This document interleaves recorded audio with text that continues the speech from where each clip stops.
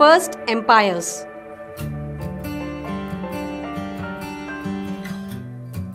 Mauryan Empire. The large kingdoms are called empires and their kings are called emperors. Chandragupta Maurya was among the earliest emperors of the Indian subcontinent. Some years after Mahapadmanandas, a young man called Chandragupta Maurya became the king of Magadha. He started the Mauryan dynasty.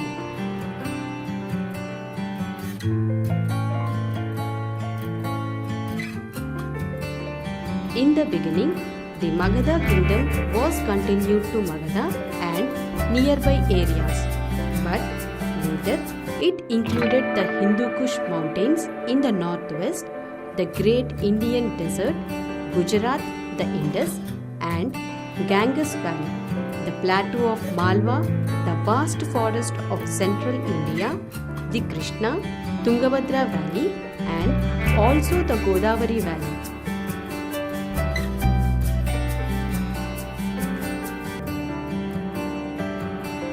The Mauryans ruled different parts of the empire differently. The area around Pataliputra was under the direct control of the emperor. There were other areas which were ruled by previous capitals like Takshashila, Ujjaini or Suvarnagiri. These were ruled by royal princes who sent as governors.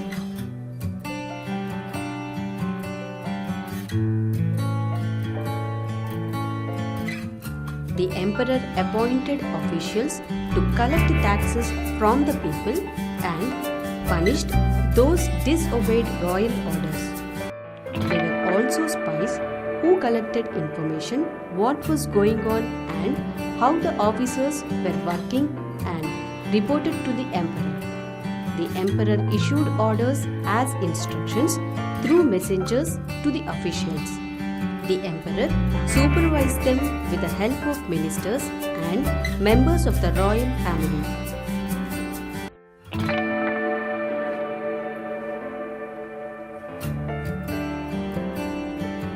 Between these provinces, there were vast areas which were forested, on which traders, armies, and messengers had to travel. Through these roads, Mauryan reached areas like Suvarnagiri, in which were suited gold mines, or Takshashila, from where they could get goods from other countries. They collected taxes and tributes from these areas in the form of hides, wild animals, precious stones, gold, etc.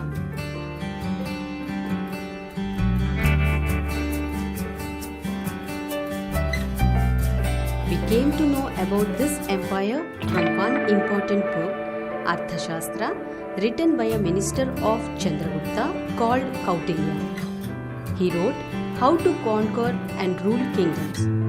This book advises kings on how to protect themselves from conspiracies, how to tax different kinds of professions, and what kinds of resources were available in different parts of Indian subcontinent, etc.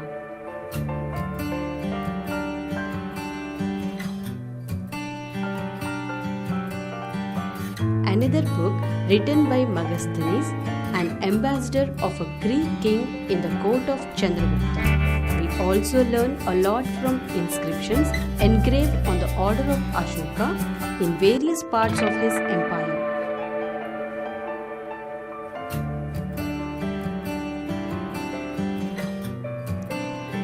The most famous Mauryan ruler was Ashoka.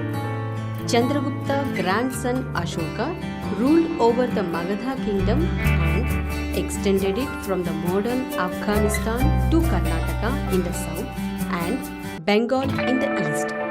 He was the ruler who tried to take his message to the people through inscriptions which were in Prakrit and were written in the Brahmin script. He built roads, dug wells, and built rest houses. Besides, he arranged for medical treatment for both human beings and animals.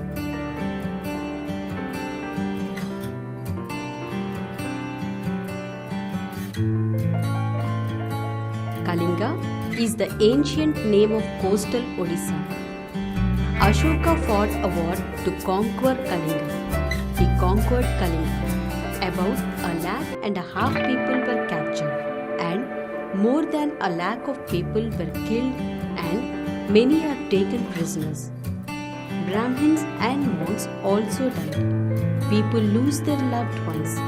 However, Ashoka was horrified when he saw the violence and bloodshed and decided not to fight any more wars.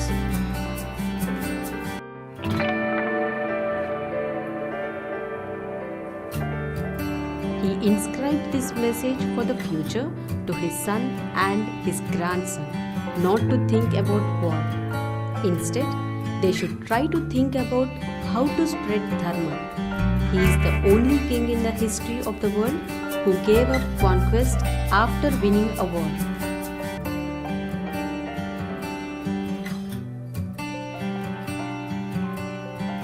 Ashoka's dharma did not involve worship of God or performance of sacrifice. He was inspired by the teachings of Buddha. Ashoka felt it was his duty to instruct his subjects just as a father tries to teach his children.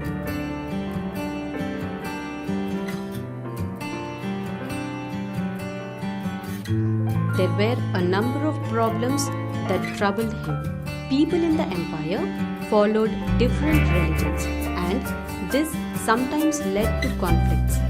Animals were sacrificed. Slaves and servants were ill-treated. Ashoka felt it was his duty to solve these problems. So, he appointed officials known as Dharma Mahamantras who went place to place teaching people about Dharma.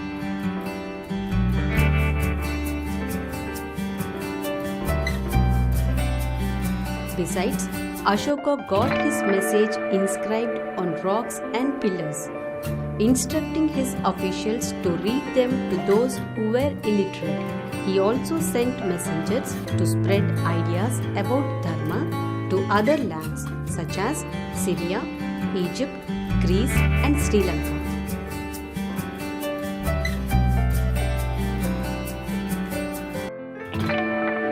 Be gentle with slaves and servants. Respect one's elders. Treat all creatures with compassion. Give gifts to Brahmins and monks. It is both wrong to praise one's own religion or criticizing others' religion. Each one should respect the religion and try to understand the main idea of others' religion.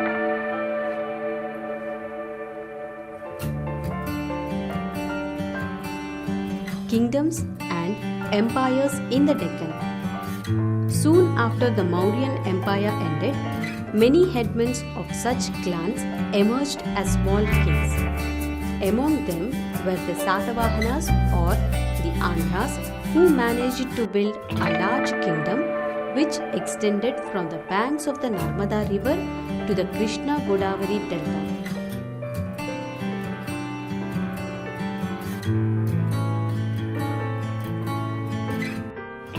The most important Satavahana kings were Gautamiputra Satakarni, Vasishtapura Pulomavi, and Yajnasri Satakarni. They ruled about 2000 years ago for about 200 years. Some of them were Dhanyakataka near Amaravati on the banks of river Krishna as their capital. The Satavahanas tried to bring the various clan headmen and small kings under their control, but allowed them to function within their clan areas without any interference.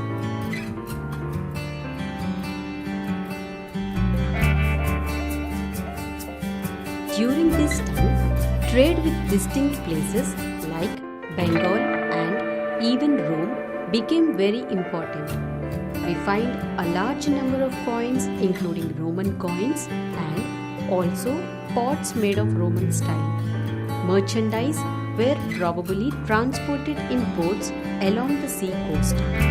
Many of these headmen, women of their families, traders, contributed to the Buddhist monasteries and stupas built in Amaravati, Bhattiprolu, Vadlamanu, etc.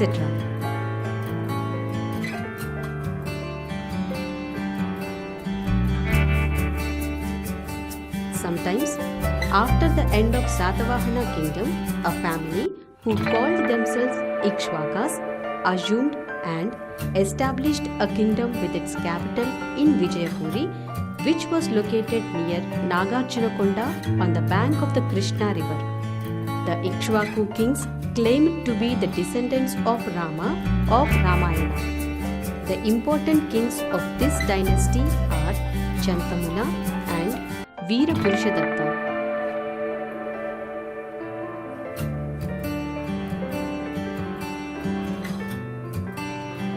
These kings tried to bring together the various headmen as small chiefs by intermarrying with their families. They performed very expensive yajnas like Ashwamedha, Rajasuyam, etc. and made large donations to Brahmins. The women of the Ikshvaka family were devoted to Buddhist saints and made large donations to the famous stupas and monasteries of Nagarjunakonda. A very large monastery and stupa was built at this place.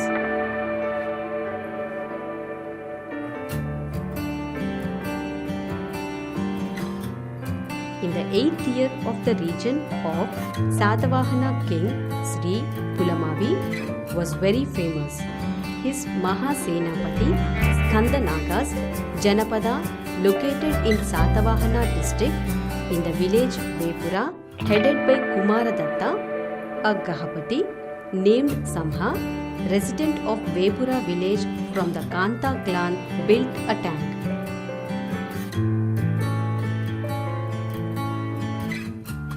మా video కనుక మీకు నచ్చినట్లయితే like చేయండి, share చేయండి. ఇలాంటి మరిన్ని videos కోసం మా ఛానల్ని సబ్స్క్రైబ్ చేసుకోవడం మాత్రం మర్చిపోకండి. Thank you for watching.